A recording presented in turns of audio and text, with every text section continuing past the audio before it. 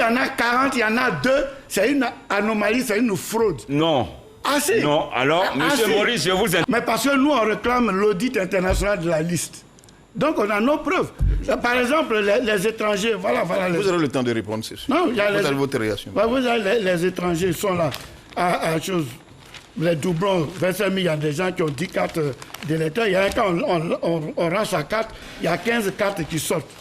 Eh bien, nous y sommes. Vous avez parlé tout à l'heure de la CEI, nous allons en parler. Et là, vraiment, je voudrais m'adresser à M. Guikawi. M. Guikawi, nous vous avons suivi à plusieurs reprises. Il y a eu des conférences. J'ai envie de dire, excusez-moi de le dire, que vous faites des déclarations, mais vraiment sans élément de preuve.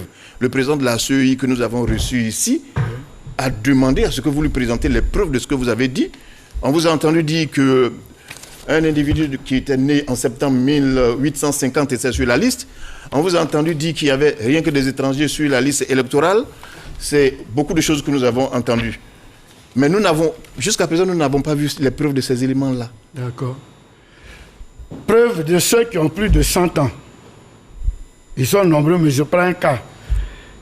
Carte d'électeur V0208, 86 46. Abidjan. Lieu de vote à Bobo, EPV à Noisé, le nom Traoré Ahmed, couturier masculin, 169 ans, né le 1er septembre 1850. Voilà, c'est précis. J'ai des preuves. Voilà, tout ça, tout ce document-là, c'est des anomalies. Les gens qui ont moins de... Il y en a combien? Il peut nous dire le nom? Non, j'ai fait mon enquête. Mais non, attendez. Oui. Mais vous m'avez posé une question. Oui, je vous donne les preuves. Oui. Il y en a. Voici une preuve. J'ai cité avec même les étrangers qui ont été... On a les preuves, j'ai les documents. Monsieur oui, mais même s'il y a un seul... Attendez, on dit qu'il y a des morts. Tu dis comme c'est un seul mort, c'est pas grave. Non, mais attendez, un mort est un mort. En matière... Même s'il y en a 35, même s'il y en a 40, il y en a 2, c'est une anomalie, c'est une fraude. Non. Ah, si. Non, alors, monsieur Maurice, je vous interpelle tout de suite. En matière de conception de liste électorale.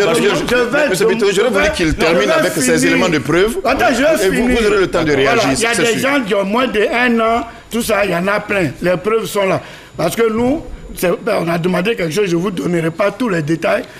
Ensuite, en ce qui concerne Vaudou Communication dont je parle. Oh là là.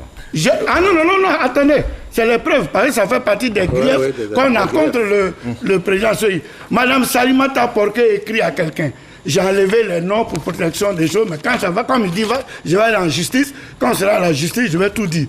Mais voilà, elle écrit, elle dit, elle veut une société pour voir le code du domaine.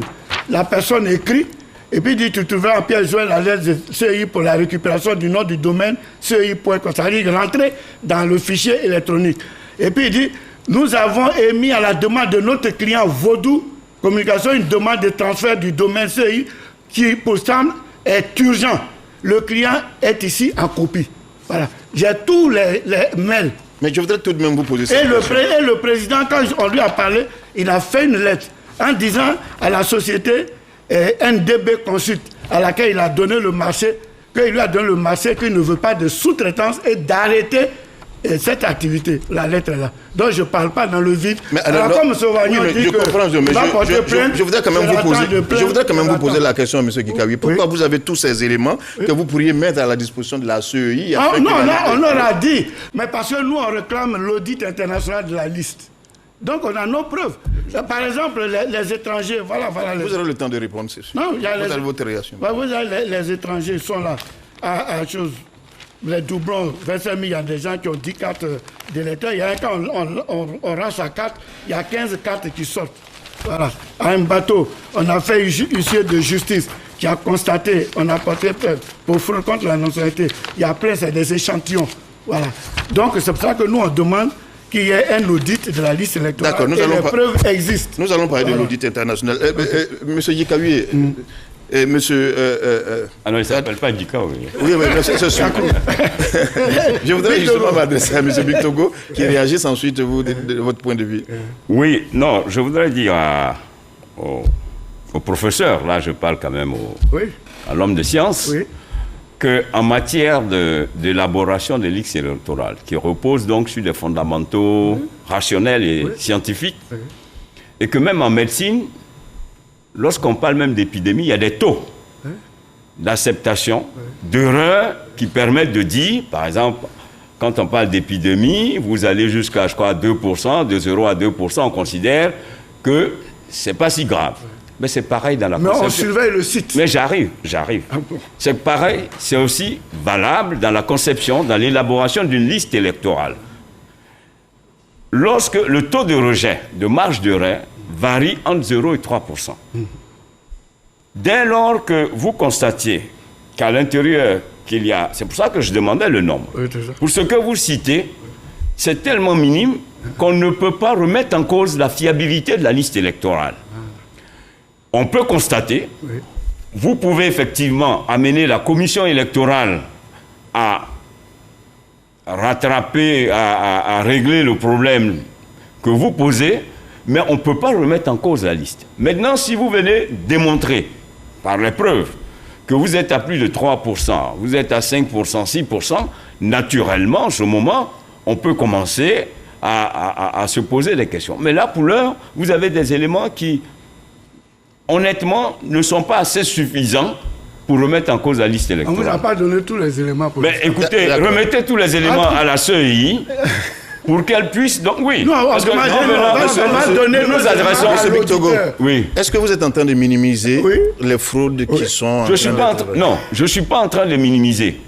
La fraude, elle est constatée. Voilà. Donc une sanction, les dispositions doivent être prises. Ce que je suis en train de dire, je suis en train de donner les règles, les fondamentaux qui permettent la certification d'une liste électorale.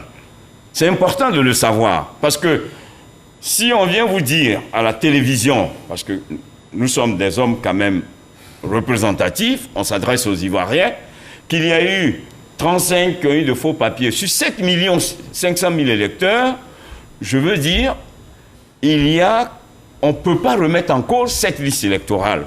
On ne peut pas dire que la maison que vous êtes en train de construire, parce qu'il y a une petite fissure, elle n'est pas habitable. Donc, c'est pareil.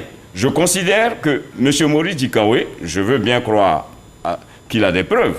Il vient de nous en parler, mais que ces preuves ne sont pas suffisantes pour remettre en cause la crédibilité de cette liste électorale et que cette liste électorale est fiable pour qu'on puisse aller aux élections du 31 octobre 2020. Monsieur Ayumane. Bon.